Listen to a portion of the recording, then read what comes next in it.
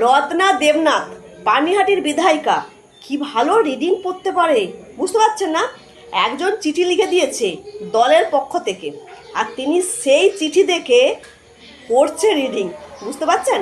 তিনি আমাদের কিনা বিধায়িকা, তিনি মানুষের জন্য কাজ করার জন্য দাঁড়িয়েছিল। তিনি যে দুটো কথা মানুষকে বার্তা দেবে সেটা কিন্তু নিজে থেকে বলছে না, পড়ে বলতে হচ্ছে। মানে কেউ লিখিয়ে দিচ্ছে। আমরা এতদিন জানতাম যে উনার যে মুখের কথা সেটা ওনাকে কেউ শিখিয়ে দিয়েছে, কিন্তু আজকে যেটা দেখলাম উনি নিজেই রিডিং করে সবাইকে প্রমাণ করে দিল উনি যা বলে লোকের কথাই বলে। দেখে নিন, শুনে নিন। আমার অফিসিয়াল টিম বা আমার পরিবারের দিকে কাদা ছোড়া বা থ্রেট করা এগুলো থেকে বিরত না থাকলে বাড়ির ঠিকানা পরিবর্তন হয়ে যাবে। আমি রত্না দেবনাথ অপরাধীদের আবারও সাবধান করছি, পানিহাটিতে তোলাবাজি গুন্ডারাজ আমি হতে দেব না। পানিহাটির মানুষের বিশ্বাসের মর্যাদা রাখা আমার প্রাথমিক দায়িত্ব। তাদের সমস্ত অভিযোগ আমি যেন পূর্ণ করতে পারি, আমি তাদের কাছে দায়বদ্ধ। তাই আমি পানিহাটিতে দ্বিতীয় নির্মল ঘোষ হতে দেব না। আমার সহযোগী এবং পরিবারের রক্ষা আমি করতে জানি।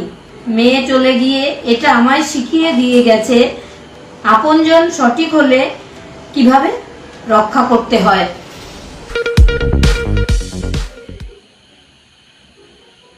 উনি এই ভিডিওটা কেন করলেন জানেন? আসলে উনার স্বামী শেখর দেবনাথ, রত্না দেবনাথের স্বামী, পানিহাটির মন্দির থেকে ক্যাশ বাক্সের টাকা নিয়ে আসতে চাইছিল।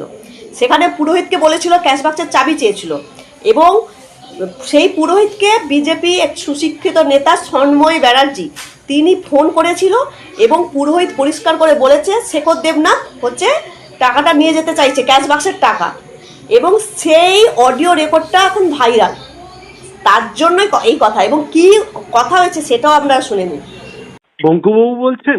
হ্যাঁ, বঙ্কু বলছি। আচ্ছা, আপনি তো সেবাইত বোধ হয় হ্যাঁ হ্যাঁ হ্যাঁ হ্যাঁ, আপনি জানেন তো, এই মন্দিরে এসছেন তো? হ্যাঁ, আমি সন্ময় বন্দ্যোপাধ্যায় বলছি। বুঝতে পেরেছি। আচ্ছা, নাম লেখা আছে কেন? আচ্ছা, একটা খবর পেলাম, সেটা হচ্ছে আপনাদের দুটো যে প্রণামীর বাক্স, সেই দুটো বাক্স কি কেউ চেয়ে পাঠিয়েছে?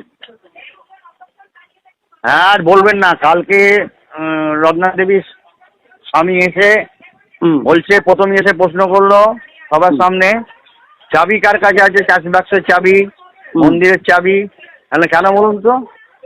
মন্দিরে তো আমার বংশ পরম্পরা, গুরু পরম্পরার মন্দির, চাবি খুঁজতে হচ্ছে কেন? না, আমরা ট্রাস্টি করব, আপনাকে যা ক্যাশ পড়বে আমাদের জমা দিতে হবে। কে বলছে জমা দিতে হবে? এটা সঞ্জয়, ওনার স্বামী শেখর দেবনাথ। না না, হ্যাঁ, শেখর দেবনাথ।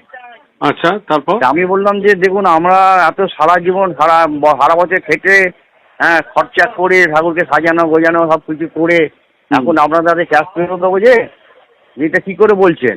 বলছে না, এটা করতেই হবে, বুঝেছেন? বলে সব চলে গেল। তারপরে কৌশিককে ফোন করলাম, কৌশিক ভোলাকে ফোন করলাম।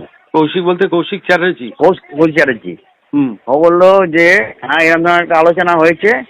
তা এখন সন্ধ্যেবেলা ও এলো, বললো ক্যাশ বাক্স ওরা লোক আসবে, খুলে নিয়ে যাবে।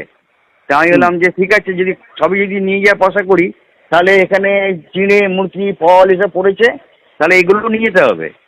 নিলে সবটাই নিতে হবে, একটুখানি রাখলে তো হবে না। যদি নেন সবটাই নেবেন। আর আমার মন্দিরে যদি আপনারা যদি ট্রাস্টি করেন বা করেন, আমার তো মন্দিরে তো আলাদা ফাঁকি তুলে দিতে হবে। তুলে দিয়ে আপনারা যা করার করবেন। মন্দিরে আমি ছাড়তে পারবো না। মন্দির তো আমার বংশ পরম্পরা, গুরু পরম্পরার মন্দির। আমার মন্দিরের ভেতরে প্রণামী বাক্স কে নিয়ে যাচ্ছে? সব প্রণামী, খালি প্রণামী বাক্স না, বাইরে যত বাক্স আমার বসানো আছে সব নিয়ে যাবে। মানে দণ্ড মহোৎসব তলায় প্রণামী বাক্স সব নিয়ে যাবে? নিতে এসেছিল কি? নিতে আসবে। আপনারা বলবেন তাহলে লিখিত ভাবে দিতে হবে। আপনারা যদি দেন, আমি আপনার কাছে বলছি, কে নিয়ে যাচ্ছে, কি নিয়ে যাচ্ছে, তার দায়িত্ব নিতে হবে কারুর নামে। হ্যাঁ, ঠিক আছে। আপনি ভিডিও করে নেবো ভাবছি। ভিডিও তো করবেন, কিন্তু লিখিত ভাবে নিতে হবে। মন্দিরটা পরিচালনা করেন সেবাইতরা তো। হ্যাঁ, তো মন্দিরের ভেতরে সেবায়িতের বাক্স নিয়ে যাবেন